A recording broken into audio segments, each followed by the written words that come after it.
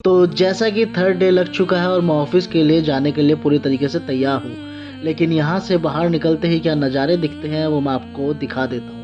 तो यहाँ से जैसे ही आप बाहर निकलेंगे, बाहर निकलते ही आपको ऐसा एक शानदार मन मोह लेने वाला नज़ारा नज़र आएगा।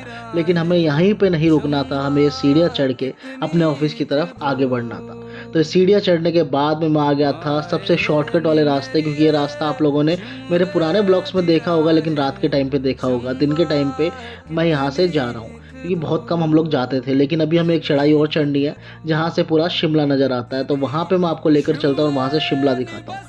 तो यहाँ से आप पूरा का पूरा शिमला कैप्चर कर सकते हैं और देखने में काफ़ी सुंदर नज़ारा नज़र आता है, क्योंकि बेसिकली ये बहुत ही ऊंचाई पे स्थित है ये वाला रास्ता। लेकिन हमें टॉप फ्लोर पे जाना है, रुकना नहीं है। अभी तो मौसम बिल्कुल पूरी तरीके से ठीक था, लेकिन जैसे ही मैंने ऑफिस में एंट्री करी यहाँ पे झमाझम बारिश पड़नी शुरू हो गई।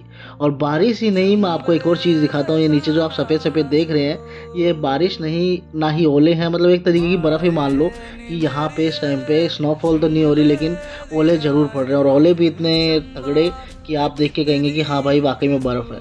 और यहाँ पे मैं थोड़ी देर जब रुका तो मैंने देखा कि सामने थोड़े मतलब एक दो बंदर जो थे वो बारिश का आनंद ले रहे थे। अब इनको हम लोगों ने डिस्टर्ब नहीं करा, लेकिन मैं सोचा कि कैप्चर कर लेता हूँ।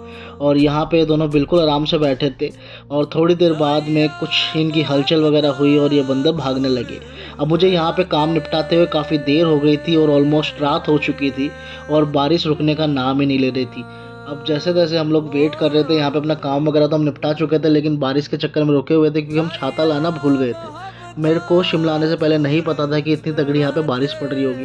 लेकिन वाकई में भाई यहाँ पे ठंड से बुरा हाल है। और मैं बुरा हाल इसलिए कह रहा हूँ क्योंकि मैं आपको थोड़ी देर बाद एक नज़ारा दिखाने वाला हूँ जो कि आप अपनी आंखों के सामने देख सकते हैं। ये जो आपको वाइट वाइट दिखाई दे रहा है ये बर्फ़ है। सीरियसली ये बर्फ़ है। मतलब दिल्ली में जहाँ पे इतनी तगड़ी गर्मी पड़ रही है, वहाँ पे शिमला में बर्फ़ जमी हुई है।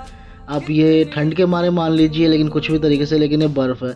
अब आप कहेंगे कि भाई बर्फ़ नहीं ओले हैं, तो मैं आपको अभी आगे जाके दिखा देता हूँ। तो ये जो आप अपने सामने गाड़ियों के नज़ारे देख रहे हैं, ये सारे के सारे बर्फ़ से ढके हुए हैं।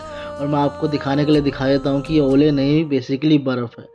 और यहाँ पे मुझे काफ़ी तेज़ ठंड लग रही थी, तो मुझे जाना था खाना पैक करवाने और खाना लेके मुझे अपने रूम पे पहुँचना था। अब यहाँ पे भाई मैं दिखा देता हूँ आपको, सारी की सारी गाड़ियाँ बर्फ़ की चादर में ढकी हुई हैं।